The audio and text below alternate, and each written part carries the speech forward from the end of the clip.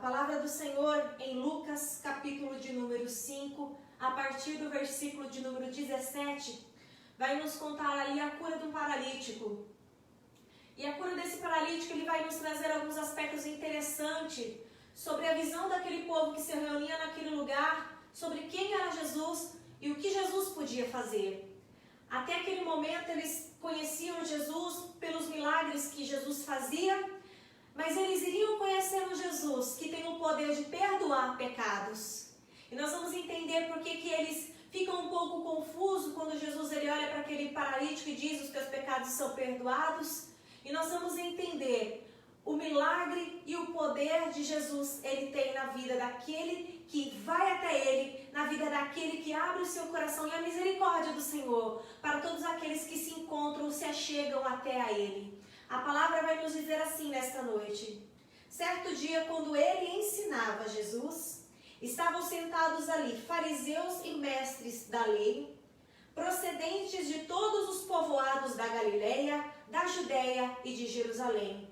E o poder do Senhor estava com ele para curar os doentes. Então vieram estes principais, estes fariseus, estes mestres da lei. Nós sabemos que estes homens, eles cercavam sempre Jesus, indagando Jesus a respeito das leis, para ver se conseguiam pegar Jesus em algo que pudessem acusá-lo. Muitos dos que cercavam a Jesus, que faziam parte deste contexto de fariseus e mestres da lei, iam até Jesus, seguiam Jesus, andavam com Jesus e participavam do que Jesus fazia, porque buscavam a quem condenar. Olha, vamos usar o que para condenar Jesus? Então eles sempre indagavam Jesus a respeito daquilo que Jesus ensinava, questionavam a respeito da lei, mas a palavra vai nos dizer que e o Senhor Jesus estava lá e com ele estava o poder para curar os doentes. Então eles indagavam e ainda viam os milagres que Jesus realizava. E neste meio tempo em que Jesus estava ensinando, versículo 18 nos diz que vieram alguns homens trazendo um paralítico numa maca e tentaram fazê-lo entrar na casa para colocá-lo diante de Jesus. Não conseguindo fazer isto por causa da multidão, subiram ao terraço e baixaram a sua maca através de uma abertura até o meio da multidão, bem em frente de Jesus. Então aqui nós vamos começar a ver que existiam ali alguns homens que estavam trazendo alguém que estava acamado, um paralítico em cima de uma cama, e como nós vimos nos versículos acima, Jesus ele estava dotado de todo o poder para curar doentes. Então nós sabemos que onde Jesus estava, havia uma multidão de enfermos, endemoniados. Nós sabíamos que havia ali pessoas que buscavam em Jesus a resposta daquele sofrimento que viviam há tempos. Porque nós sabemos que na época de Jesus não se tinha esta realização de milagres. Não havia homem que fazia o que Jesus fazia. Fazia surdo ouvir, cego enxergar, mudo falar, paralítico ver, paralítico andar. Nós não tínhamos isso, não existia. Então quando Jesus ele começa a fazer estes milagres, porque ele é dotado destes milagres, aonde ele estava reuniam-se pessoas. E estes homens eles colocam em seu coração: vamos levar este paralítico até Jesus. Porque sabemos que ele pode curar, porque nós estamos vendo e ouvindo do que ele é capaz de fazer. Colocam este homem nesta maca e vão até Jesus. Quando chegam lá, o que eles encontram é o que sempre está à volta de Jesus: uma multidão. Multidão aquelas com os doutores, com os mestres, com os fariseus, com as pessoas que estavam ouvindo a palavra, com aqueles que estavam com os seus enfermos e endemoniados. A multidão estava lá e eles se encontram de frente com esta multidão. Irmãos, quando nós vamos até Jesus e nós estamos muitas das vezes levando alguém para Jesus, porque nós sabemos que inicialmente quando a pessoa ela começa a ir para Cristo, ela começa na caminhada com o Senhor, ela precisa do auxílio de outras pessoas inicialmente. E nós vamos nos deparar com problemas e situações. E aí o que nós vamos fazer para romper estas dificuldades, para romper estes problemas, para levar a pessoa de frente para com Jesus? Porque aqueles homens, quando eles analisaram a situação, eles não pensaram: vamos apenas colocar aquele homem na sala onde Jesus se encontra, vamos colocar ele ao lado de Jesus, vamos colocar perto dos discípulos, porque assim quando Jesus olhar vai ver que existe alguém enfermo perto dos seus discípulos. Não, eles pensaram o seguinte: vamos levá-lo até Jesus e vamos colocar à frente de Jesus. Ou seja, eles queriam que Jesus visse aquele homem, visse o estado daquele homem, para que Jesus pudesse curá-lo. E eles tinham pressa. Por quê? Porque buscaram maneiras de colocar aquele homem em frente de Jesus. E eles tinham uma expectativa, e eles tinham uma esperança. Colocaremos ele em frente de Jesus, e Jesus assim que olhar vai dizer: homem, levanta e anda. E eles foram, subiram ali, aqui nos fala, um terraço, baixaram a sua maca, através de uma abertura que tinha lá, até o meio da multidão, bem em frente de Jesus. Quando eles fazem isso, nós já vemos que tudo que estava sendo feito, ali Jesus para, porque de repente Jesus falando no meio dele, na frente dele, começa a descer uma maca com um homem, pessoas em cima, tentando de maneira cuidadosa não derrubá-lo, porque tinha esse cuidado. Estávamos descendo um homem numa maca, do alto para baixo, e colocaram na frente de Jesus. Então houve um planejamento rápido, mas houve. Então quando eles descem ali, Jesus ele para o que ele estava fazendo ali, o seu discurso ou o seu ensinamento, para dar a atenção àquele homem. Porque aqui no versículo de número 20 vai nos dizer que Jesus, vendo a fé que eles tinham, olha que interessante, Jesus não viu a fé do homem, mas viu a fé de todos. Todos tinham a fé do quê? Que Jesus poderia curá-lo. E nesse texto aqui o que me chama a atenção é isso, no versículo 20. Vendo a fé que eles tinham, Jesus disse: homem, os seus pecados estão perdoados. Você pensa em toda a trajetória que estes homens fizeram, porque houve ali um esforço humano para carregar alguém em cima de uma cama, levar até Jesus que eles ouviam ou provavelmente até viram Jesus curar. Então qual que era a expectativa deles? Vamos descer ali a maca, Jesus vai vê-lo e Jesus vai curá-lo. E Jesus olha a fé daqueles homens e olha para aquele homem que está em cima da maca e Jesus diz o seguinte: homem, os teus pecados estão perdoados. Quando Jesus ele fala isso, os fariseus e os mestres da lei, eles começam a pensar: quem que é esse que blasfema? Quem pode perdoar pecados senão Deus? Como que ele para pensar, como que Jesus pode dizer que perdoa pecados? Quem é ele? Ele não tem esse poder, ele não é capaz de perdoar pecados. Quando nós chegamos até Jesus Cristo, nós viemos cheio de expectativas. E nós temos que tê-las. Nós chegamos até Jesus muitas das vezes apenas trazendo os nossos problemas de família, buscando que o Senhor ele cure o nosso ente querido, buscando que Jesus liberte alguém de um vício, buscando de Jesus muitas coisas. E aí nós chegamos frente a Jesus e nós escutamos o seguinte: olha, os teus pecados estão perdoados. Para alguém que estava deitado na situação deste homem, nós podemos dizer: olha, tudo bem, mas o que ele precisava mesmo era da cura, era levantar e andar.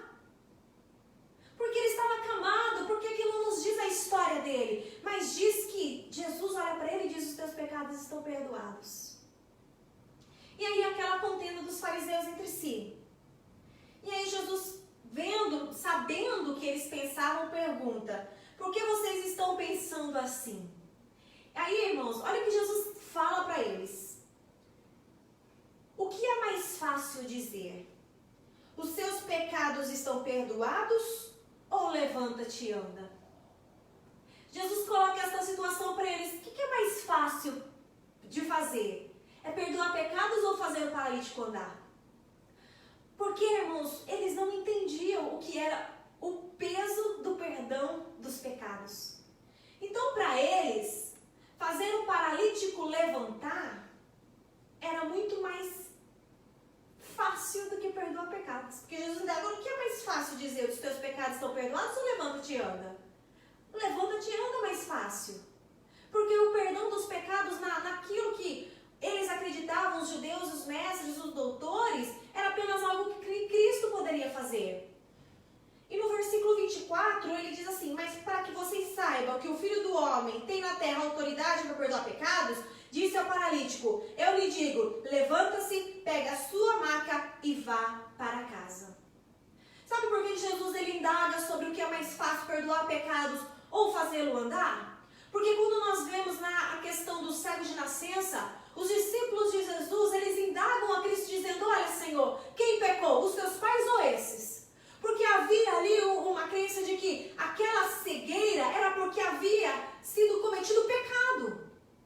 Então, quando eles olhavam para aquele homem em cima daquela maca, e Jesus dizendo: os teus pecados são perdoados, ele continuava em cima da maca, surgiu esta dúvida. Porque, poxa, peraí, então não era enfermidade de pecado, então ele não pecou, porque ele não andou. Porque é a mesma indagação que começa a surgir com relação ao cego de nascença. Quem pecou para ele estar cego? Quem pecou? E aí Jesus disse: olha, para que vocês saibam que eu tenho autoridade para perdoar pecados, olha para o paralítico e diz: levanta e anda. Então, para eles, o perdão dos pecados foi ali, realmente, olha, Jesus tem poder para perdoar pecados quando aquele homem andou. Porque havia esse estigma de que a enfermidade era causada apenas pelo pecado. Não estou dizendo que não é, mas nem todas as doenças, nem todas as enfermidades são vinculadas por causa que os pais pecaram ou porque a pessoa pecou. É algo natural, pode ser consequência do pecado, mas pode ser algo natural do ser humano. Mas aqui, eles indagavam e não questionaram por quê? Porque eles tinham essa questão: bom, se ele está ali é porque alguém pecou. Se está paralítico, ele ou alguém da família pecou. E aí Jesus fala assim: olha, para que vocês saibam que eu tenho autoridade para perdoar pecados, Jesus fez o quê? Fez ele andar. Porque Jesus já tinha perdoado os pecados. Mas para eles crerem que Jesus perdoava pecados, Jesus diz: pegue a sua cama, levanta e anda. Imediatamente se levantou na frente deles, pegou a sua maca em que estivera deitado e foi para casa louvando a Deus. Todos ficaram atônitos e glorificavam a Deus e cheios de temor e diziam: hoje vimos coisas extraordinárias. Irmãos, aquele moço naquela maca, ele talvez foi ali também naquela esperança de: bom, Jesus vai fazê-lo andar. E de repente ele está lá com Jesus e Jesus olha para ele e diz: olha, os teus pecados são perdoados. Como nós não sabemos a história de vida deste homem, como nós não sabemos como ele chegou nesse ponto, então eu imagino que este homem, quando ele ouve isso, para ele tem um peso e um valor muito grande. Porque Jesus olhou para ele e disse: os teus pecados estão perdoados. E nós sabemos como é o alívio, como é arrancado de nós o fardo, quando nós ouvimos de Jesus que os nossos pecados eles estão perdoados. Nós sabemos como é refrigério para as nossas vidas, porque nós já estivemos cativos, estivemos no lamaçal do pecado. E quando nós encontramos Jesus e Ele nos diz: olha, os teus pecados são perdoados, nós sabemos a mudança e o impacto que isso causa dentro de nós. Então quando Jesus ele se direciona àquele homem, Jesus sabia o porquê que estava dizendo que os pecados estavam perdoados. Porque Jesus sabia que muito mais excelente do que ele andar era ter os pecados perdoados. Que muito mais excelente do que ele sair pulando, correndo, era ele saber que os pecados estavam perdoados e que agora ele tinha a oportunidade de não mais estar condenado para o inferno, mas ele ter a possibilidade agora de estar indo para o céu. O perdão dos pecados tinha um peso enorme. E às vezes nós não valorizamos o perdão de Deus, a vida lavada e remida no sangue do Cordeiro. Nós pesamos muito mais as coisas que o Senhor faz do que o perdão dos nossos pecados. Porque vale muito mais. Porque a palavra do Senhor nos diz: olha,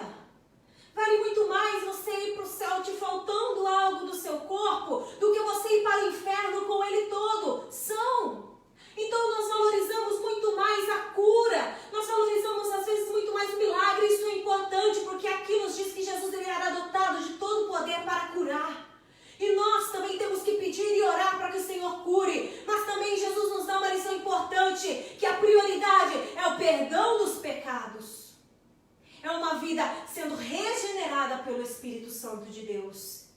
Porque isso é muito mais excelente.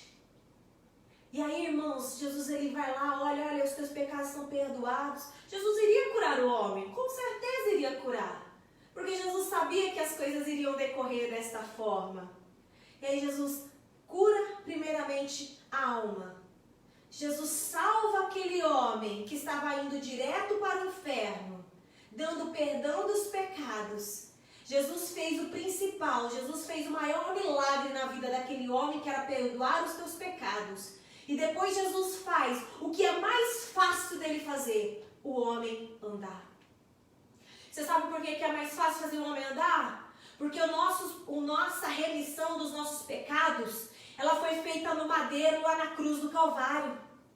Para fazer aquele homem andar, Jesus não precisou padecer morte de cruz. Mas para salvar a minha e a sua vida, o sangue dele todo precisou ser derramado na cruz do Calvário para me dar o perdão. Então é muito mais fácil o Senhor realizar o milagre naquele homem, dele poder andar, porque era muito mais custoso o perdão dos pecados, para que isso alcançasse a minha e a sua vida. Para que a graça chegasse a mim e a você, favor imerecido, era o sangue de Cristo. Só que eles não entendiam isso.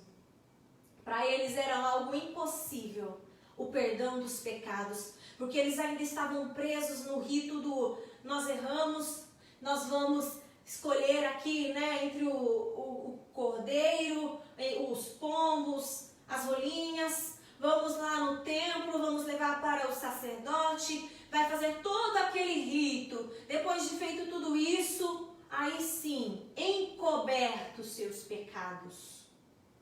Então eles tinham que a única maneira de pecado ser perdoado era isso. Aí vem Jesus de maneira simples e eficaz, ele diz, os teus pecados estão perdoados. Aí eles pensam, como pode perdoar pecados se não houve derramamento de sangue? Como pode haver perdão de pecados se não houve o cordeiro imolado? Aí Jesus ele olha e pensa, bom, se para vocês eu vou te questionar, mais fácil é fazê-lo andar, e Jesus faz ele andar. Então eu quero que você entenda o seguinte, Jesus ele é dotado de todo o poder, Jesus ele faz maravilhas, porque nós iniciamos lendo o texto que nos diz e nos reforça isso, ali no versículo de número 17, que o poder do Senhor estava com ele para curar os doentes. Jesus ele curava, Jesus que curava os doentes e os enfermos, no passado é o mesmo Jesus que está hoje comigo e com você, o mesmo poder se mantém, não diminuiu, não foi esquecido, não foi parado, nem anulado. O mesmo Jesus que teve o poder de fazer os mortos ressuscitarem, paralítico andarem, fez surdo ouvir, cego enxergar, é o mesmo Jesus que está na atualidade, que habita na minha e a sua vida, é o mesmo Cristo. Mas esse mesmo Cristo que tem esse poder de curar enfermos, ele tem o poder de perdoar pecados. E nós temos esse privilégio de termos um Deus glorioso, maravilhoso, que cura, que salva, mas que também perdoa e que salva aqueles que vão até Ele. Porque Jesus ele não descarta ninguém que chega até Ele com o coração contrito. Jesus não descarta ninguém que chega até Ele precisando. Pelo contrário, Jesus o abraça. Jesus o toma pela mão. Jesus chama de filho. Não é assim como nos diz lá a passagem das ovelhas. Jesus ele pega ovelhas, Jesus tira os carrapichos, passa remédio nas suas feridas, trata com amor, com carinho. Ele vai atrás, Jesus não dispensa ninguém. Jesus trata todos com amor, com carinho e dá a todos aqueles que precisam. Porque Jesus, quando Ele olha para nós, Ele vai olhar as nossas necessidades reais. E Ele vai trabalhar nestas necessidades. Então eu quero que você entenda nesta noite, que você saiba que Senhor Jesus, Ele tem todo o poder e Ele pode fazer maravilhas, prodígios e sinais ainda neste tempo. Mas que você valorize o perdão dos pecados também. Que você valorize a nova vida que o Senhor te deu. O nascer de novo, a nova criatura que o Senhor te transformou. E se você ainda não teve essa experiência, eu quero te dizer que se você chegar até Jesus Cristo, Ele pode te perdoar os teus pecados. Ele não vai encobrir, mas Ele vai perdoar, tornar você uma nova pessoa, uma nova criatura e fazer uma